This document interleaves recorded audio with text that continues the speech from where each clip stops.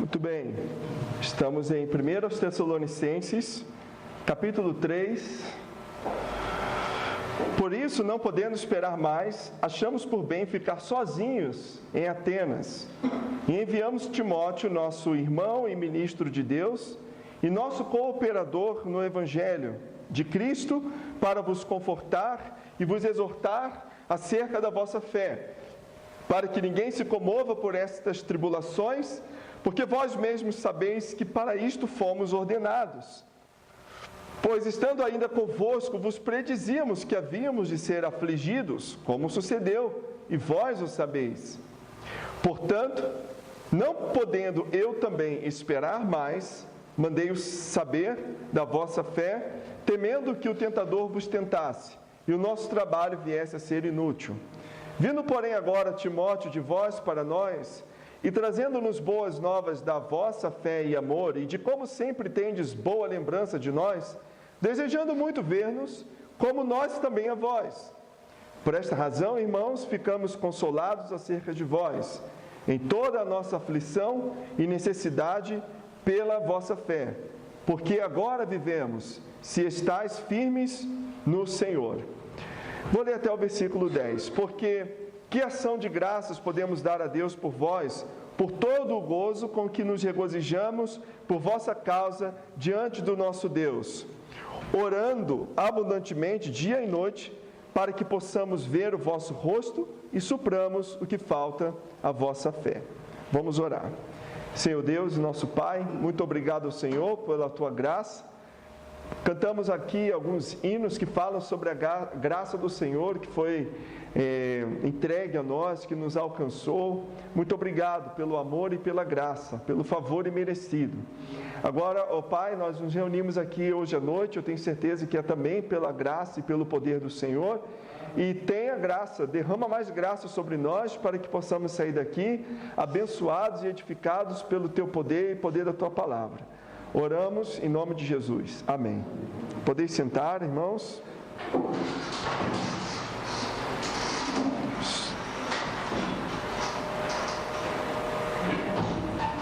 Muito bem, estamos em 1 Tessalonicenses, capítulo 3, versículo 1 a 10.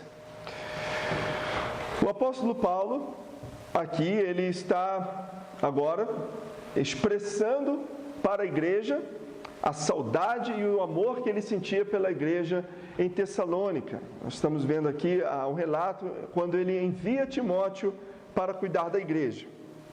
No capítulo 2, versículo 17 até o versículo 20, ele expressa o desejo dele de ir visitar a igreja, de voltar a visitar a igreja. Só para relembrar para os irmãos aqui, aqueles que não estavam na introdução do livro, nos primeiros capítulos do estudo, a igreja em Tessalônica foi fundada por uma equipe missionária, onde constava, você pode encontrar no versículo 1 da carta, Paulo e Silvano, também chamado de Silas, e Timóteo. E também Lucas, que não está registrado aqui o nome dele, mas ele fazia parte da equipe missionária. Eles chegaram ali, debaixo de perseguição, conseguiram iniciar a igreja, ganhar algumas almas para Cristo. Houve uma grande confusão ali em Tessalônica e eles tiveram que fugir da cidade às pressas, por causa da perseguição que vinha. Ficaram pouco tempo ali, 3 semanas ficaram naquela cidade, pregando, dando os fundamentos para aqueles irmãos, e às pressas precisaram fugir. Agora o apóstolo Paulo está preocupado com a existência daquela igreja. Será que uma igreja que foi fundada há tão pouco tempo e teve tão pouco ensino, continuaria, sobreviveria debaixo de perseguição, debaixo de ataques satânicos? Então ele tinha esse desejo de voltar e visitar a igreja, mas ele não podia mais. Havia impedimentos, haviam barreiras. No versículo 17 fala assim: nós, porém, irmãos, sendo privados de vós por um momento de tempo, de vista, mas não do coração, tanto mais procuramos com grande desejo ver o vosso rosto. Por isso, bem quisemos uma e outra vez ir ter convosco, pelo menos eu, Paulo, mas Satanás não o impediu. Porque qual é a nossa esperança, ou gozo, ou coroa de glória? Porventura não sois vós também, diante de nosso Senhor Jesus Cristo em sua vinda? Porque vós sois nossa glória e gozo. Bom, deixa eu já iniciar dizendo aqui que a mensagem de hoje, a palavra de hoje, caberia melhor, tá bom, para um grupo de seminaristas que está se preparando para o ministério, seja missionário ou seja o ministério pastoral. A mensagem de hoje caberia melhor em uma conferência para pastores, em um congresso para pastores e líderes missionários, onde eles ouviriam falar sobre ministério pastoral. Porém, como nós estamos estudando o livro versículo por versículo e nós estamos fazendo uma exposição do livro, chegamos neste ponto. E ao chegar nesse ponto, eu não posso, por conveniência, pular. Isso aqui eu acho que não seria interessante, então vamos para frente. Não seria por conveniência, porque a proposta é nós estudarmos todo o livro. E eu tenho certeza absoluta que a palavra de Deus não volta vazia.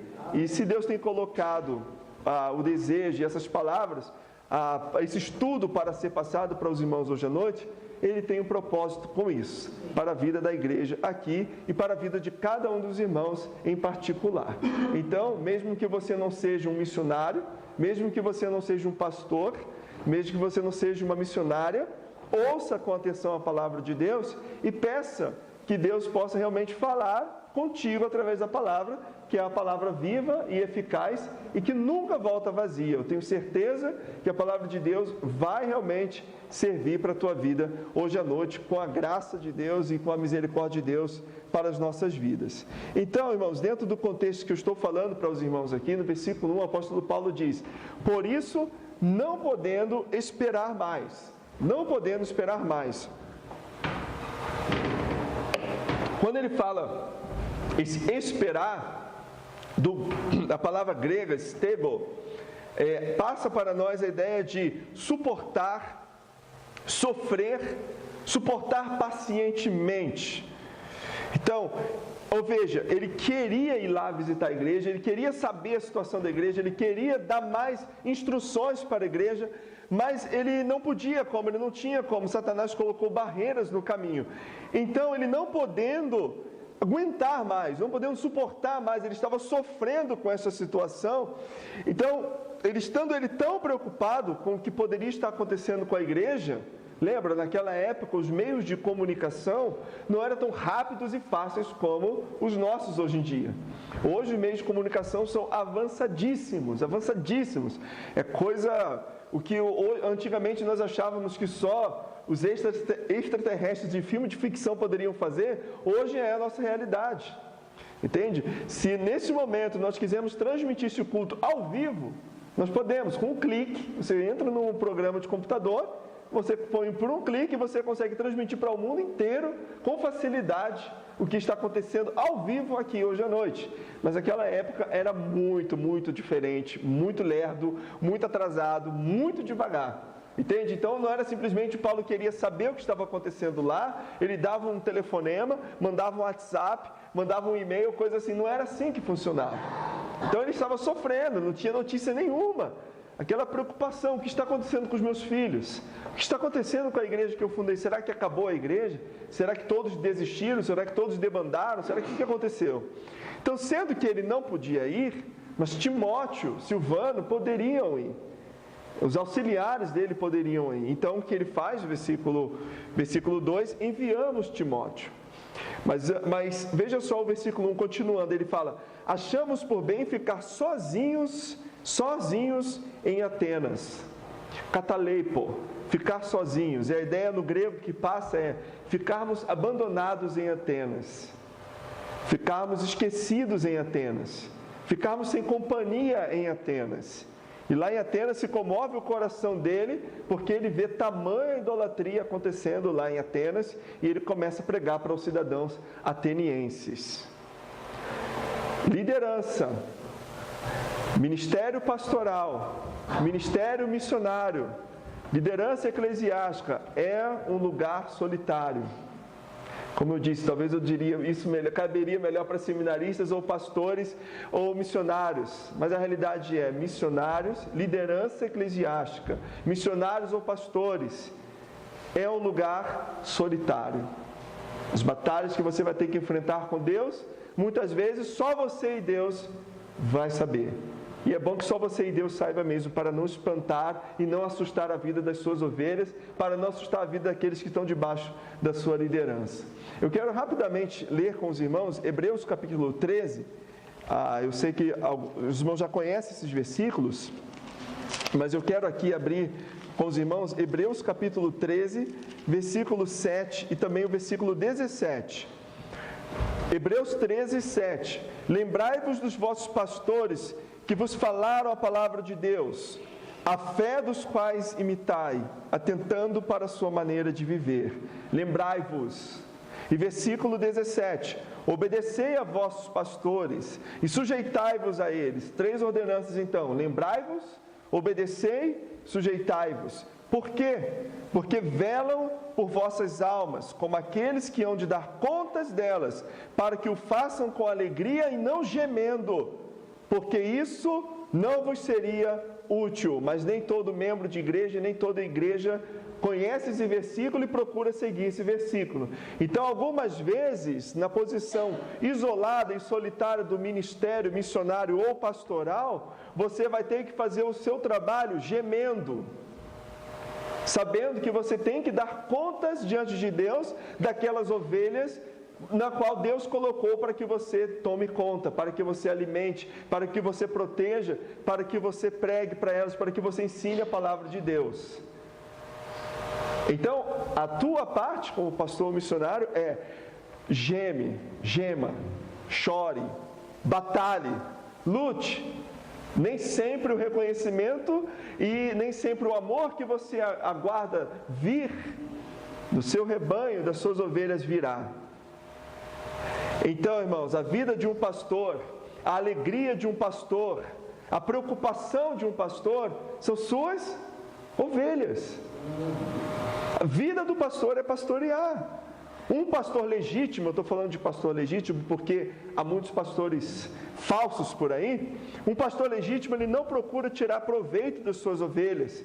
Ele não abandona as suas ovelhas. Ele não trata mal as suas ovelhas. Suas ovelhas são a sua vida. Ele vive pelas suas ovelhas.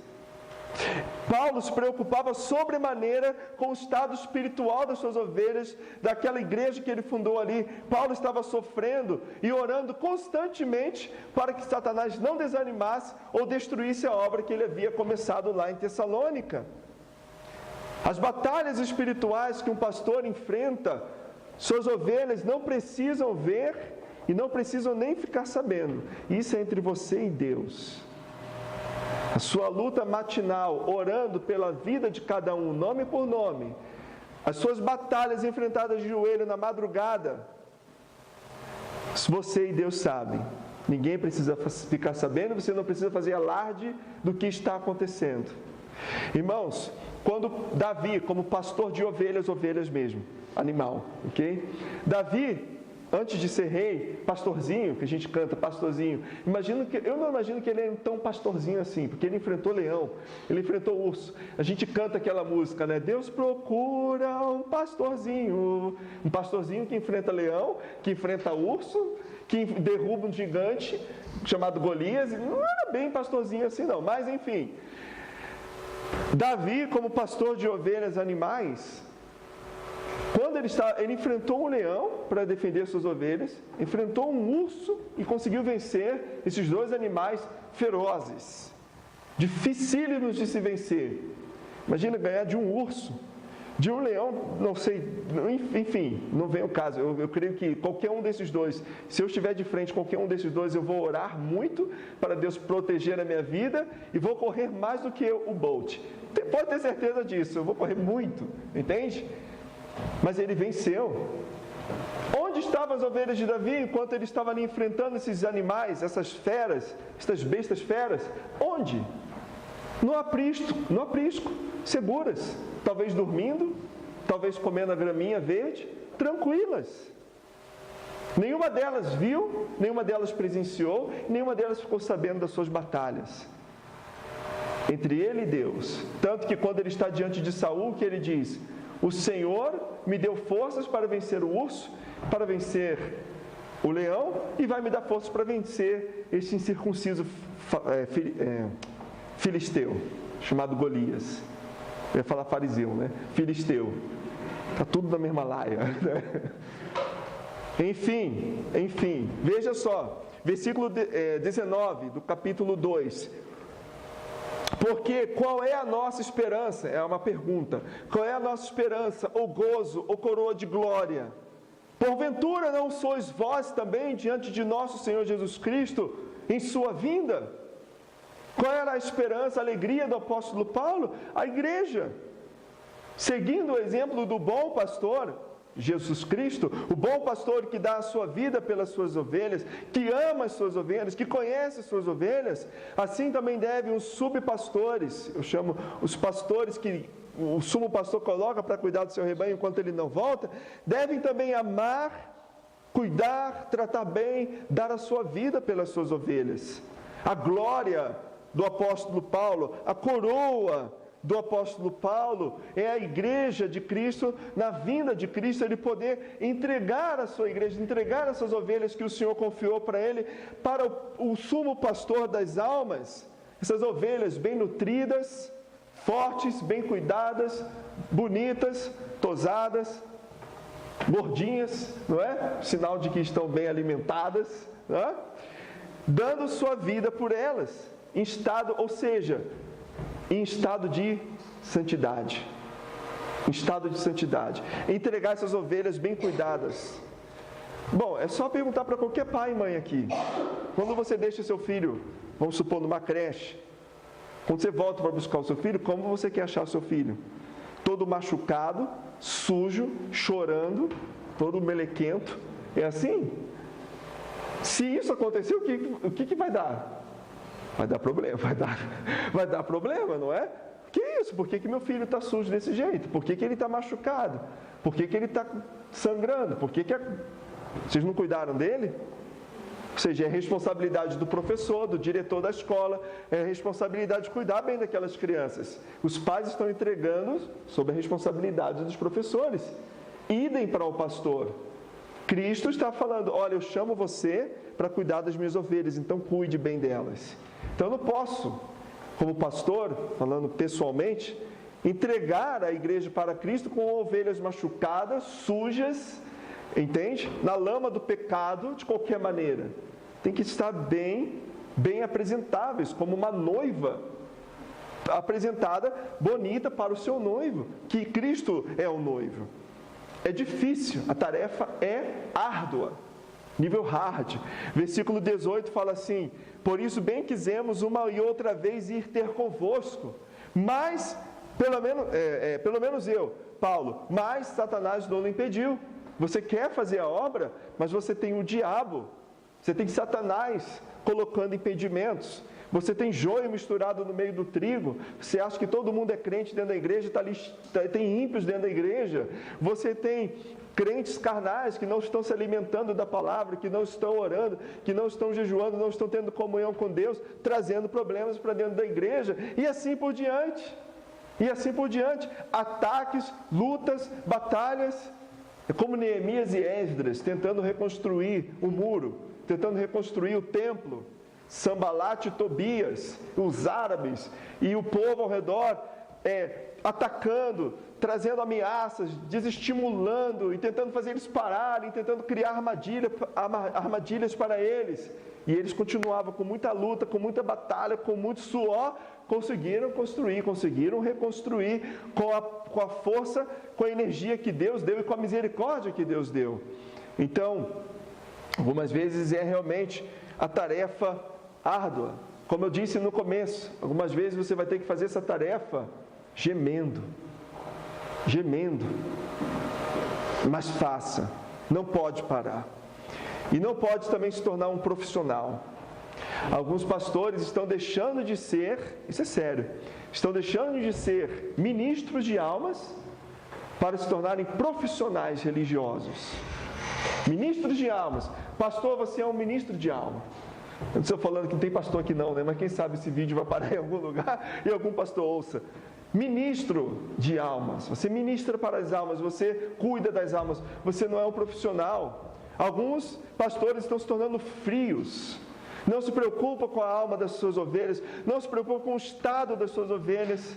não se preocupam com o estado do seu rebanho, vão lá, fazem o que deve ser feito, cumprem mecanicamente, profissionalmente, e alguns com exímio profissionalismo, mas não se preocupam 1% com as almas. Apenas fazem como o serviço manda fazer, como o figurino manda fazer, e vão embora, voltam para sua casa e pronto, missão cumprida. Não é isso que Cristo pede dos pastores. Não é isso que Cristo pede dos missionários. Que você seja simplesmente um profissional. Você não é um profissional. Você é um ministro. A diferença é isso. A diferença. Você é um pastor. Você não é um mercenário contratado. Que quando vê o perigo, quando vê o lobo, quando vê o leão, sai correndo. E deixa as ovelhas para serem mortas e alimentar e virar comida de bicho. Não. Você é um ministro, e o ministro, o pastor verdadeiro, ele dá realmente a vida. Versículo 2 e 3, e enviamos Timóteo, nosso irmão e ministro de Deus, veja, ministro novamente, né? E nosso cooperador no Evangelho de Cristo com o objetivo, para vos confortar e vos exortar acerca da vossa fé. Para que ninguém se comova por essas tribulações, porque vós mesmos sabeis que para isto fomos ordenados. Paulo escolhe alguém de extrema confiança,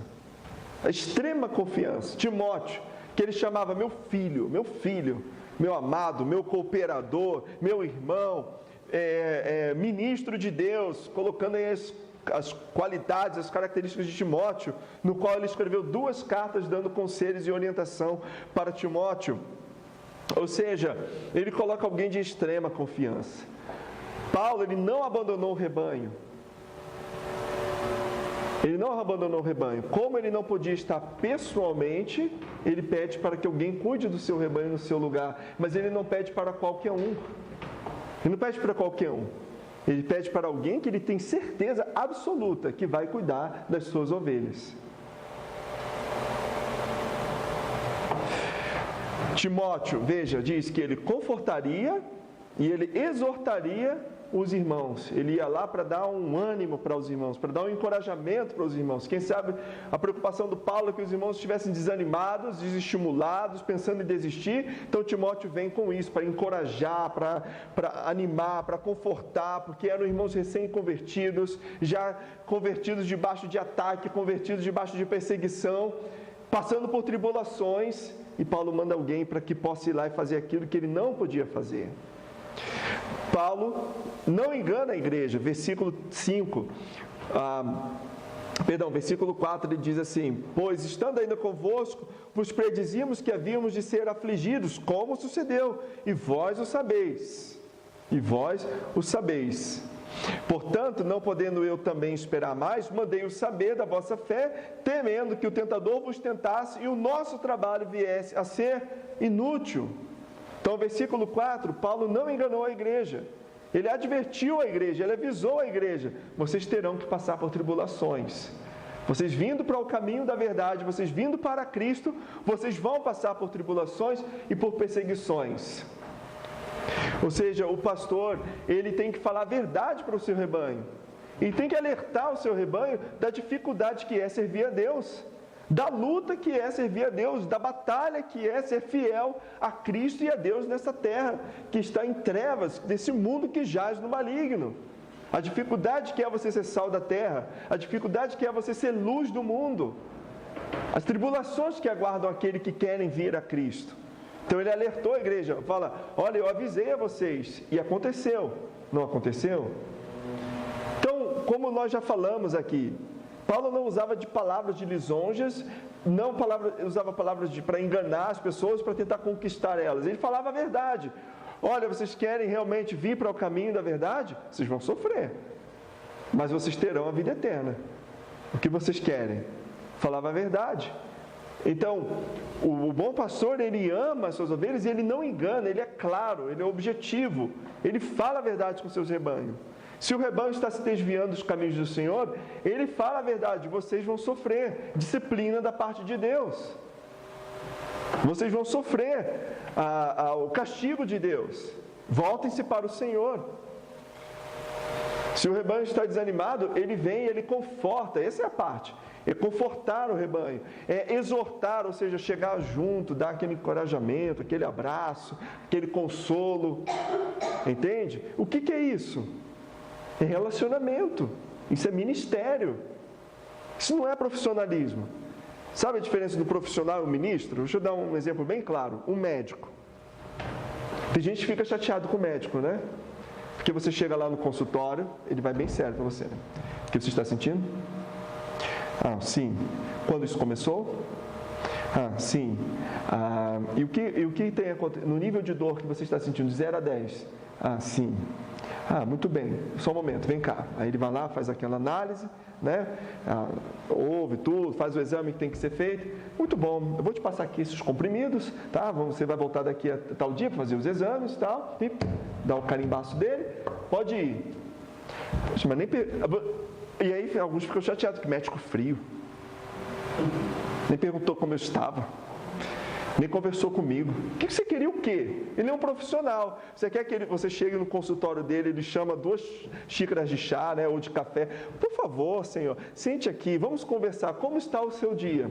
Como está a tua vida? Como você tem cuidado da tua saúde? Vamos bater um papo. Aí ele fica batendo papo, uma fila de gente lá fora, né, precisando ser atendida, né? Poxa, que legal, né? E ele chora com você, é mesmo, você está sentindo essas dores, né? Não vai acontecer isso, porque ele é um profissional. Ele quer saber o que você está sentindo e eu vou te dar a solução. Mas quando você lida com o ministro ele não chega simplesmente e pergunta para você: o que você está sentindo? Estou me sentindo triste. Salmo 23:1, vamos ler. Ouviu? Muito bem. Leia essa porção 3 vezes ao dia, isso vai fazer bem para você. Voltamos a conversar na próxima semana. Deus te abençoe, vamos embora. Não existe isso. O ministro, ele chora junto, ele se alegra junto, ele sofre junto, entende? Ele caminha junto. Isso é ministério. Veja, Timóteo a fazer isso, exortar, consolar, caminhar junto, ouvir as preocupações. E é a ajuda de Deus que ajuda, porque algumas vezes você ouve e absorve tantas coisas que você tem que saber, com a ajuda de Deus, apenas ouvir, orar, entregar a dificuldade da pessoa nas mãos de Deus e não absorver aquilo. Que se você não souber fazer esse equilíbrio, alguns se desequilibram e acabam se perdendo e até enlouquecendo de certa forma. Ok? Voltando. Amados, veja só, versículo 5. Portanto, não podendo eu também esperar mais, mandei-o saber da vossa fé, temendo que o tentador vos tentasse e o nosso trabalho viesse a ser inútil. A preocupação dele era que o tentador tentasse eles, e esse tentar é a mesma palavra que é usada para provar, tá? Que o diabo não viesse e provasse eles, passasse eles, espremesse eles na peneira, e todo o trabalho do apóstolo Paulo viesse a ser inútil, tudo viesse jogado por água abaixo, tudo viesse a ser tornado, caísse por terra. Quando ele diz o nosso trabalho não viesse a ser inútil, ele também está dizendo, ou o nosso labor se tornasse vão, vazio. A palavra no grego também é vazio, empty, vazio, sem nada, né? Paulo, ele fala assim, nosso trabalho viesse a ser inútil. Essa expressão, ele repete isso para a igreja em Gálatas 4:11, que ele fala que ele não queria que o trabalho dele em Gálatas viesse a ser inútil, e repete essa expressão também em Filipenses, para a igreja em Filipenses.